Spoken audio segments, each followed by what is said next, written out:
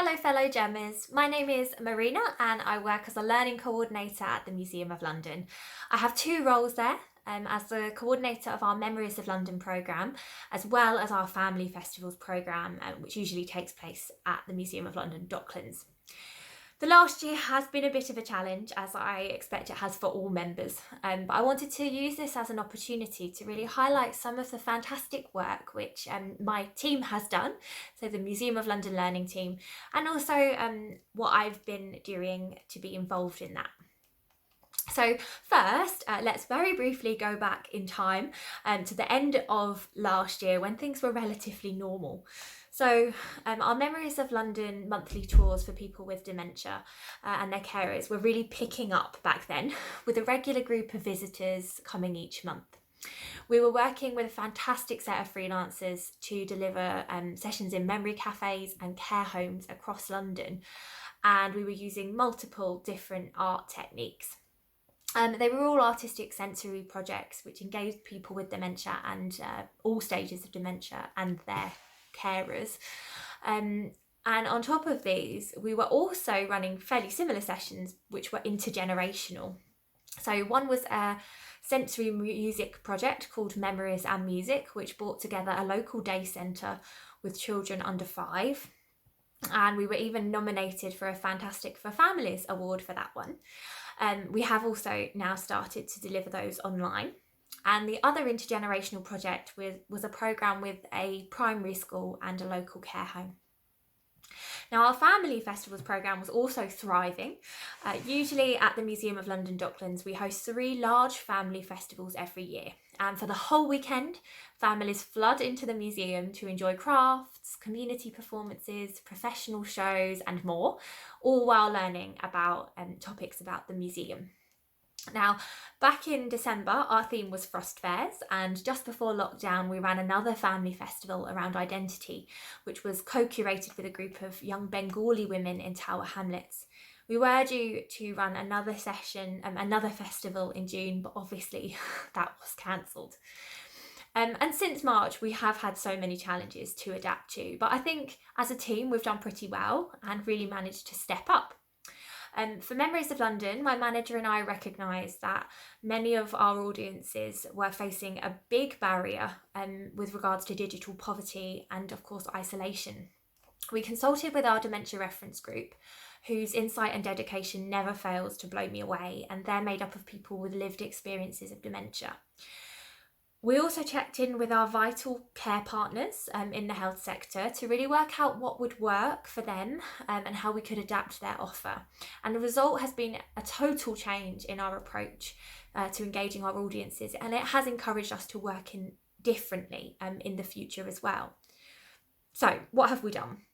I've been leading on the creation of dementia-friendly inclusive activity booklets, and these really include simple resource low resource sensory reminiscence activities, and these are for anyone to complete at home or in the care setting, and particularly those living with dementia. And they've been designed in-house, and each month we have managed to distribute printed copies with the help of some really dedicated care partners, so thank you to them. We also run monthly interactive Zoom sessions, some of which are run by me and my manager, and others are run by freelancers. And we do have a team of 7 Memories of London volunteers who were originally supporting the face-to-face programme. They've actually really kind of taken to this new way of working, and some of them have been instrumental in leading reminiscence sessions with some key partners of ours since we moved online. Now, we've always been really keen to have the lived experiences of people living with dementia at the very core of our work, and to do this, we've really developed a series of podcasts called London Lives, which really cleverly weave experiences of some of our participants living with dementia with museum objects and brand new stories. We even had a chance to share some of all of this work at one of the GEM training sessions. And it was so brilliant to share our learning and to hear about the great work that other organisations are doing as well. So thank you for that opportunity. Now, for the other half of my role at the museum, we launched Project Doors Stay Open to ensure that although our doors were closed, we were still continuing to reach and engage our incredible audiences.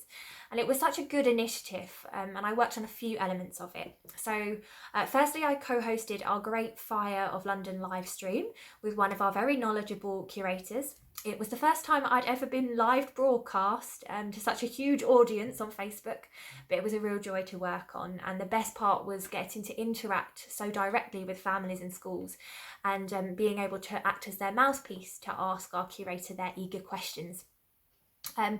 We also launched a film series called Rhymes in Time, and this was a series of freelancer hosted interactive music videos accompanied by some research that I'd done and some copy based on our museum collections, and they were all based around popular nursery rhymes. And finally, during lockdown, I've had a chance to work with the school programme, which is something I'd never really had the opportunity to do before at the museum. I supported a programme of creative new museum consultation sessions with one of our champion secondary schools around the suffragettes and around London spaces. Also, more recently, I've been able to develop a suite of teachers' resources exploring LGBT history, which we'll be launching very soon, so watch this space. And researching a fairly challenging piece of history has been really eye-opening, really interesting, and working with our secondary school programme manager has been such a lovely opportunity. So in both of our roles over the last year, I've had even more of an opportunity than usual to experience new things and to really upskill. I've worked with some absolutely amazing people, both within and outside of the organisation. And quite simply, I love working in museum learning, and this year has made me so proud of our sector's resilience and our dedication to our audiences.